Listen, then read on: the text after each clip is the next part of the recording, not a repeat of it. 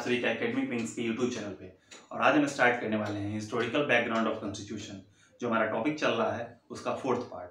इस fourth part में हम लोग स्टार्ट करेंगे 1861 का इंडियन काउंसिल एक्ट, जो भारत परिषद अधिनियम जो 1861 आया था, उसकी हम लोग इसमें शुरुआत करेंगे। तो चलिए पहले अपना टॉपिक लिखते हैं और उसके बाद इसको आगे हम लोग कंटिन्यू करते हैं।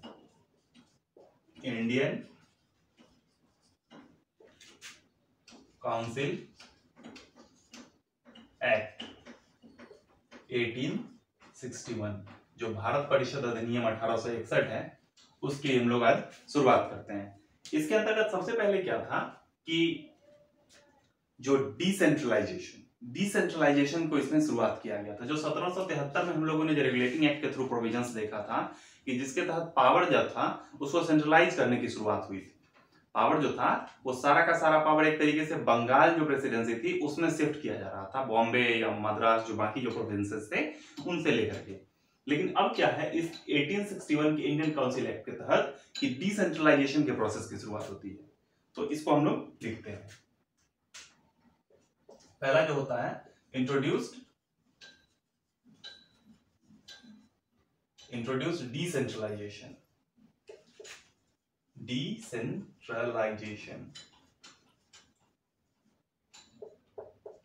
डिसेंट्रलाइजेशन की शुरुआत हुई। इसके तहत क्या होता है, जो लेजिस्लेटिव पावर्स थे वो लेजिस्लेटिव पावर्स वापस दे दिए गए। लेजिस्लेटिव पावर्स जो थे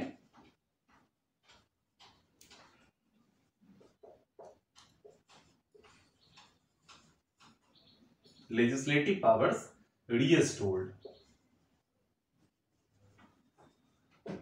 रीस्टोर्ड टू किसको, लेजिस्लेटिव पावर जो था उसको वापस से दे दिया गया। किसको दे दिया गया, तो बॉम्बे एंड मद्रास, ये जो दोनों प्रेसिडेंसी थी इसको रिस्टोर कर दिया गया लेजिस्लेटिव पावर। तो इसके से क्या हुआ, डिसेंट्रलाइजेशन, जो एक जो केंद्रीय व्यवस्था थी उसको वापस से विकेंद्रीकरण की ओर ले जाया गया, ताकि सबको जो ऑटोनोमस, सब जो प्रेसिडेंसी जो थी वो स्वायत्त हो जाए, ऑटोनोमस पावर के रूप में वर्क करे, फंक्शन करे। तो ये हमारा इंट्रोड्यूस किया गया डिसेंट्रलाइजेशन। नेक्स्ट क्या है कि कुछ नए लेजिस्लेटिव काउंसिल्स जो थे उनका सृजन हुआ, उसकी शुरुआत की गई। नए नए लेजिस्लेटिव काउंसिल्स बने, तो उसको भी देख लेते हैं। न्यू लेजिस्लेटिव काउंसिल्स,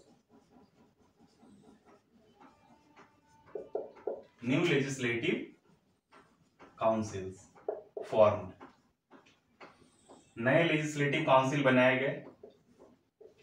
इसमें जो इंपॉर्टेंट है कुछ नाम हो जाता है। पहला तो एक हो जाता है हमारा कि जो ये क्या कहते हैं कि बंगाल की शुरुआत, बंगाल में लेजिस्लेटिव काउंसिल की शुरुआत की गई थी बंगाल में। और ये बंगाल में कब शुरू की गई, तो डेट पूछा जाता है। इसका जो डेट है वो 1862। नेक्स्ट है कि हमारा जो नेक्स्ट शुरू किया गया था वो था नॉर्थ वेस्ट प्रोविंसेस, जिसको हम लोग शॉर्ट फॉर्म में NWP लिखते हैं, नॉर्थ वेस्ट प्रोविंस। जो हमारा जो भारत का जो उत्तर पश्चिम का जो इलाका है, क्योंकि उस वक्त तो काफी ज्यादा, चूंकि संयुक्त था भारत, तो पाकिस्तान वगैरह का जो क्षेत्र था उसी क्षेत्र में जो लाहौर और सिंध का जो प्रांत था, तो वही नॉर्थ वेस्ट प्रोविंसेस वही हो गया। नॉर्थ वेस्ट प्रोविंसेस में जो था उसमें इसकी शुरुआत की गई, और इसकी जो शुरुआत की गई वो वहां पे 1882 में इसकी शुरुआत की जाती है। उसके बाद क्या होता है कि जो अगला जो प्रोविंसेस बनाया जाता है वो बनाया जाता है पंजाब के क्षेत्र में।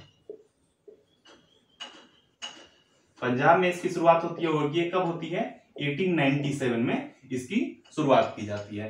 तो 1862 में बंगाल में बनाया गया, पंजाब में 1857 में बनाया गया, और नॉर्थ वेस्ट प्रोविंसेस में 1882 नहीं, 1886 होगा। 1886 में नॉर्थ वेस्ट प्रोविंसेस में इसकी शुरुआत की जाती है, बंगाल में 1862 और पंजाब में 1857। तो ये दो इंपॉर्टेंट प्रोविजन है इसका। अगला प्रोविजन क्या था कि इसके तहत जो इंडियंस थे, जो भारतीय थे, उनकी क्या कहें कि कहीं न कहीं उनकी भूमिका बढ़ाई गई। उनकी जो भूमिका थी कानून बनाने में, लॉ मेकिंग प्रोसेस में, उनको एसोसिएशन को बढ़ाया गया। तो Indians association in the law making process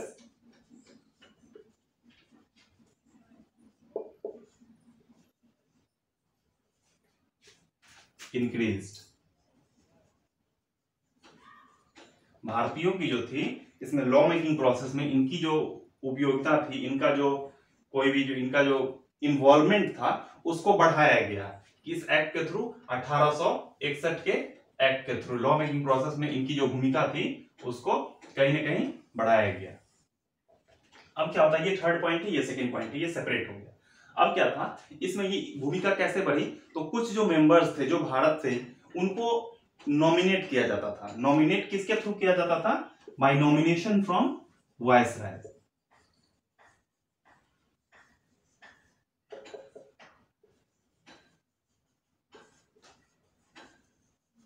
viceroy जो थे वो नॉमिनेट करते थे, नामित करते थे, और उसके बाद जो भारतीय जो लोग थे, भारतीय जो सदस्य थे, उनका इन्वॉल्वमेंट, उनका एसोसिएशन जो था, भागीदारी जो था, वो लॉ मेकिंग प्रोसेस में धीरे धीरे बढ़ना शुरू हुआ। लेकिन इसमें एक इंपॉर्टेंट बात है, अब लॉ मेकिंग प्रोसेस है तो उसमें बढ़ाने के लिए आम लोगों की भागीदारी नहीं ली गई। इसमें जो लोगों को नॉमिनेट किया जाता वो किस तरीके के लोग थे, जो एलिट क्लास के जो लोग थे, जैसे कि पटियाला के महाराज हो गए, बनारस के महाराज हो गए, ऐसे ऐसे लोगों को नॉमिनेट किया जाता था वायसराय के द्वारा, और वो लोग एलाइट क्लास के थे। तो उन लोगों को अंग्रेजी शासन से उस वक्त भी उस तरीके की परेशानी नहीं हो रही थी जिस वक्त तरह की परेशानी जो आम जनमानस को हो रही थी, और आम जनमानस की कोई भागीदारी इस लॉ मेकिंग प्रोसेस में नहीं हो रही थी, न ही उनका कोई रिप्रेजेंटेटिव था। ये तो राजा महाराजा था, तो ये तो चुने हुए प्रतिनिधि तो थे नहीं। तो ये थर्ड पॉइंट हो जाता है। अगला जो एक पॉइंट है कि पोर्टफोलियो सिस्टम की शुरुआत की गई। पोर्टफोलियो शुरुआत नहीं की गई, इसको एक तरीके से रिकॉग्नाइज किया गया।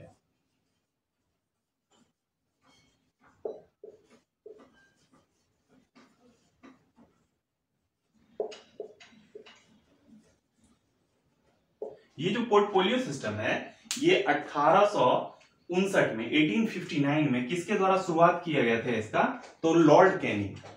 लॉर्ड कैनिंग ने इसकी शुरुआत की थी 1859 में पोर्टफोलियो व्यवस्था की। लेकिन इसको अब क्या किया गया, रिकॉग्नाइज किया गया। इसको जो रिकॉग्निशन मिला वो 1861 के एक्ट के थ्रू। अब इस पोर्टफोलियो सिस्टम के तहत होता क्या था कि जैसे कि गवर्नर जनरल जो काउंसिलिंग जो वाइस, उस वक्त गवर्नर जनरल तो खत्म हो चुका था, तो वायसराय का जो काउंसिल होता था, लेजिस्लेटिव काउंसिल, उसमें से किसी एक सदस्य को अलग अलग क्या किया जाता था, विभाग का अलग अलग जो विभाग था उसका अध्यक्ष बनाया जाता था, उसका जो कार्यभार जो था वो सौंप दिया जाता था।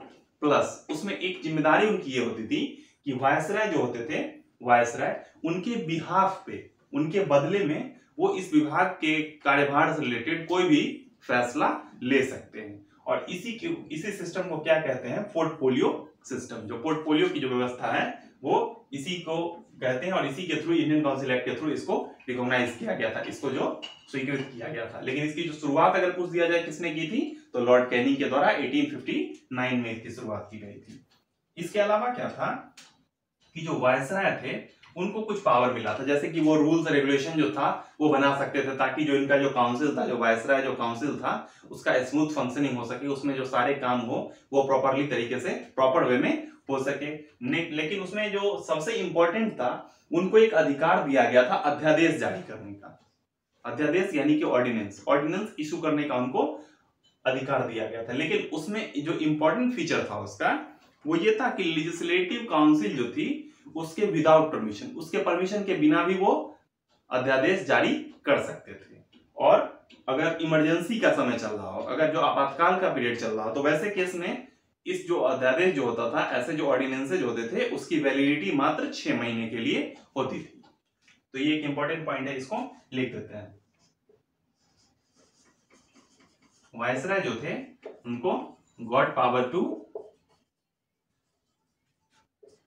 Introduce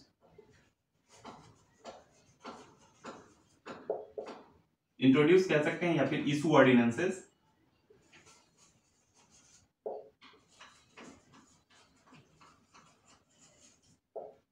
without consent of legislative assembly या लेजिस्लेटिव काउंसिल उस वक्त कहते थे, तो लेजिस्लेटिव काउंसिल ये इंपॉर्टेंट हो जाता है। लेजिस्लेटिव काउंसिल जो थी उसके बिना पूछे हुए, उसके बिना कंसेंट के ये वायसराय जो थे उनको अधिकार दे दिया गया था कि वो ऑर्डिनेंस जारी कर सकें without consent of legislative council. Legislative council का अगर कंसेंट उनके पास स्वीकृति ना हो फिर भी ये जारी कर सकते हैं। जो इंपॉर्टेंट है कि इमरजेंसी का अगर पीरियड हो, इमरजेंसी में इसका जो वैलिडिटी था वो कितने वक्त का था, वैलिडिटी 6 मंथ्स। इमरजेंसी के केस में अगर कहीं पर आपातकाल की स्थिति है तो वैसे केस में जो ये ऑर्डिनेंस इशू करते थे उसकी वैलिडिटी मात्र 6 महीने की होती थी, वरना इनको अधिकार दे दिया गया था कि ये बिना लेजिस्लेटिव काउंसिल के ये स्वीकृति के ये अध्यादेश जारी कर सकते थे। तो ये कुछ इसका 4-5 इंपॉर्टेंट प्रोविजंस थे इंडियन काउंसिल एक्ट 1861 के, जिसके तहत डिसेंट्रलाइजेशन की शुरुआत की गई, कुछ नए लेजिस्लेटिव काउंसिल्स का फॉर्मेशन हुआ और जो भारतीयों की कानून बनाने की जो स्थिति थी उसमें उनकी भागीदारी आगे बढ़ी और इस तरीके से उनको जो है तो अलग अलग अधिकार दिए गए। पोर्टफोलियो सिस्टम की भी शुरुआत हुई और वायसराय को ऑर्डिनेंस इशू करने का भी पावर दे दिया गया। अब जो है वो हम लोग देखते हैं नेक्स्ट एक्ट क्या है हमारा 1892 का 1892 का जो इंडियन काउंसिल एक्ट यानी कि भारत परिषद अधिनियम 1892, इसको हम लोग देखेंगे। इसके थ्रू क्या था कि जो लेजिस्लेटिव काउंसिल यानी कि जो क्या कहते हैं कि विधायी परिषद, उसकी शक्तियों में इजाफा हुआ था, उसमें उसके जो फंक्शंस थे उसको इंक्रीज कर दिया गया था। कुछ जैसे कि बजट जो पास होता था तो बजट पास होने के वक्त उसके ऊपर भी उनको क्वेश्चन करने का अधिकार दे दिया गया था बजट पास होने के वक्त। और साथ ही साथ क्या हुआ था कि जैसे कि एग्जीक्यूटिव या उनमें एग्जीक्यूटिव में ही कि उनको प्रश्न पूछने का अधिकार दे दिया गया था कि क्वेश्चन वो पूछ सकते हैं किसी भी मुद्दे के रिगार्डिंग, वो क्वेश्चन पूछने का अधिकार मिल गया था। और प्लस जो बजट जो होता था पास होता था उसके ऊपर भी एड्रेस करने का, उसके ऊपर भी भाषण देने का उनको अधिकार मिल गया था। तो इस तरीके से क्या हुआ था कि लेजिस्लेटिव काउंसिल जो था उसका जो पावर था, उसका जो फंक्शन था उसको इंक्रीज कर दिया गया था। तो इसको हम लोग लिखते हैं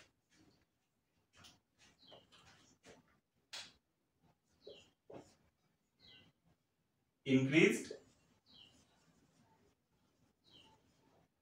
फंक्शंस ऑफ लेजिस्लेटिव काउंसिल। जो लेजिस्लेटिव जो काउंसिल थी उसका जो फंक्शन था उसको बढ़ा दिया गया था और दो तरीके से उसमें दो उसमें जो नए चीज इंक्लूड किए गए थे। पहला क्या था कि discussion on budget, discussion on budget चूंकि एक इंपॉर्टेंट प्रोविजन था तो बजट के ऊपर डिस्कशन करने का उसको अधिकार दे दिया था। लेकिन इंपॉर्टेंट ये है कि बजट में डिस्कशन करने का अधिकार दिया था, वोटिंग करने का अधिकार इस वक्त तक नहीं मिला था। सिर्फ और सिर्फ वो सुझाव दे सकते थे, डिस्कस कर सकते थे, लेकिन उसके खिलाफ में और उसमें जो वोटिंग करने का वैसा कुछ अधिकार इनके पास नहीं था। प्लस क्या था कि क्वेश्चन कर सकते थे, can address questions to executive. जो वायसराय का जो एग्जीक्यूटिव काउंसिल था उसमें ये क्वेश्चन एड्रेस कर सकते थे, उनसे ये क्वेश्चन डायरेक्टली पूछ सकते थे और ये काफी इंपॉर्टेंट प्रोविजन था। दोनों बजट पे डिस्कशन करने का अधिकार दे दिया गया था और क्वेश्चन पूछने का अधिकार दे दिया गया था, किससे, एग्जीक्यूटिव से। तो ये एक इसका इंपॉर्टेंट फीचर है। इसमें काफी जो क्या कहते हैं कि जो विधायी जो स्ट्रक्चर है, जो लेजिस्लेटिव स्ट्रक्चर है, उसमें धीरे धीरे क्या है कि बदलाव लाया जा रहा है। अब धीरे धीरे हम लोग इस चीज को देख पा रहे हैं। नेक्स्ट जो इसका इंपॉर्टेंट प्रोविजन है कि अभी तक दो, जैसे कि पिछले एक्ट में हम लोगों ने देखा कि भारतीयों को लॉ मेकिंग प्रोसेस में शामिल करने की कोशिश की जा रही थी, उनकी भागीदारी को बढ़ाने का प्रयास किया जा रहा था। और किस तरीके से, तो वायसराय उनको अपॉइंट करते, नॉमिनेट करते। तो ये वायसराय का जो नॉमिनेशन हो रहा था इंडियन मेंबर्स का, वो नॉन ऑफिशियल मेंबर्स के थ्रू हो रहा था। दो तरीके के मेंबर्स होते थे काउंसिल में, एक होते थे ऑफिशियल मेंबर्स और एक होते थे नॉन ऑफिशियल मेंबर्स। तो ऑफिशियल मेंबर्स जो होते थे उसमें भारतीयों की नियुक्ति नहीं की जाती थी, भारतीयों को उनमें कहीं से भी न तो नॉमिनेट किया जाता था और उसमें से क्या कहते हैं कि चुनाव का तो अधिकार था ही नहीं। तो भारतीय जो थे उनको नॉन ऑफिशियल में शामिल किया गया था, उनके पास कम अधिकार थे, उनको बहुत ज्यादा प्रमुख अधिकार नहीं दिए गए थे। तो इस एक्ट के थ्रू 1892 एक्ट के थ्रू क्या होता है कि जो नॉन ऑफिशियल मेंबर्स जो थे उनकी संख्या बढ़ाई गई। Number of non official members in council increased.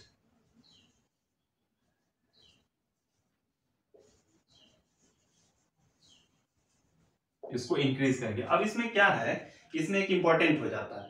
क्या इंपॉर्टेंट हो जाता है कि पहले तो इसको देख लेना, नॉन ऑफिशियल मेंबर जो थे उसको काउंसिल में इंक्रीज किया गया।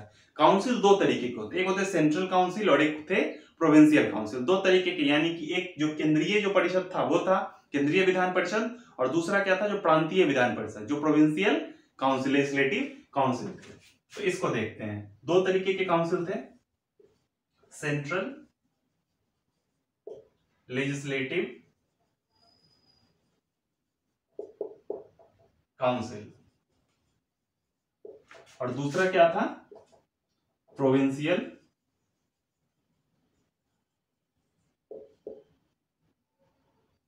Legislative council. ये दो तरीके का प्रोविजन, दो तरीके के काउंसिल हुआ करते थे। इन दोनों में क्या किया गया कि नॉन ऑफिशियल मेंबर्स जो थे, अनधिकृत जो मेंबर्स थे, सदस्य थे, उनकी संख्या को बढ़ाया गया। इसमें जो बढ़ाया गया था तो बढ़ाते जाता था नॉमिनेशन के थ्रू। उस वक्त तो इलेक्शन का कोई प्रोविजन था नहीं, नॉमिनेशन के थ्रू इंक्रीज किया जाता था। तो इसमें और इसमें दोनों में, तो इसमें जो नॉमिनेट किया जाता था वो किसके थ्रू किया जाता था, नॉमिनेशन फ्रॉम या नॉमिनेटेड बाय वायसरॉय। जो वायसरॉय थे उनके द्वारा नॉमिनेट किया जाता था सेंट्रल लेजिस्लेटिव काउंसिल में। और इसमें किनके द्वारा नॉमिनेट किया जाता था, तो nominated by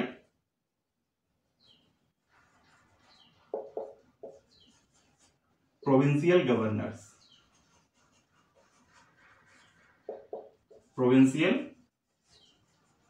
governors, provincial governors कहें या इनको डायरेक्ट हम लोग गवर्नर्स भी कह सकते हैं। तो इसमें जो होता था वो वायसरॉय के थ्रू होता था, और इसमें जो नॉमिनेटेड बाय प्रोविंशियल गवर्नर्स या फिर गवर्नर, जो अलग अलग जो प्रांत होते, जैसे कि उस वक्त हम लोगों ने देखा था बंगाल प्रांत है, मद्रास ये प्रांत है, बॉम्बे है, आगरा है, जो अलग अलग प्रांत थे उन सभी प्रांतों के गवर्नर्स हुआ करते थे। और एक सेंट्रल जो बीच में हुआ करते थे वो क्या होते थे, वो वायसरॉय होते थे। जो वायसरॉय थे उनका ओवरऑल जो प्रेसिडेंसी जो थी उनके ऊपर जो अथॉरिटी था, और हर एक प्रांत के लिए अलग अलग जो गवर्नर्स थे उन्हीं को प्रोविंशियल गवर्नर्स या सीधे गवर्नर्स कहा जाता था। तो इन प्रोविंशियल गवर्नर्स के थ्रू प्रोविंशियल लेजिस्लेटिव काउंसिल में नॉन ऑफिशियल मेंबर्स यानी कि जो इंडियन मेंबर्स थे उनको अपॉइंट किया जाता था, और जो सेंट्रल लेजिस्लेटिव काउंसिल जो थे उसमें वायसरॉय के थ्रू इनको नॉमिनेट किया जाता था। और ये नॉन ऑफिशियल मेंबर जो होते थे इसमें से मोस्टली इंडियंस थे। और जो नंबर जो बढ़ाया गया, जो संख्या जो बढ़ाई गई थी वो भारतीयों की ही अभी बढ़ाई गई थी इसमें। तो ये दो प्रोविजन इसका जो है वो काफी ज्यादा इंपॉर्टेंट है, इंडियन काउंसिल एक्ट 1892 का। इसके थ्रू हम लोगों ने क्या देखा कि 1861 का अधिनियम और 1892 का अधिनियम, दोनों अधिनियमों को हम लोगों ने काफी डिटेल में एक्सप्लेनेशन किया, विस्तृत रूप से हमने इसकी चर्चा की। अब अगले वाले वीडियो में हम लोग 1909 के जो एक्ट है उसकी चर्चा करेंगे, और फिर 1935 तक हम लोग इसको कंक्लूड करेंगे। Thank you.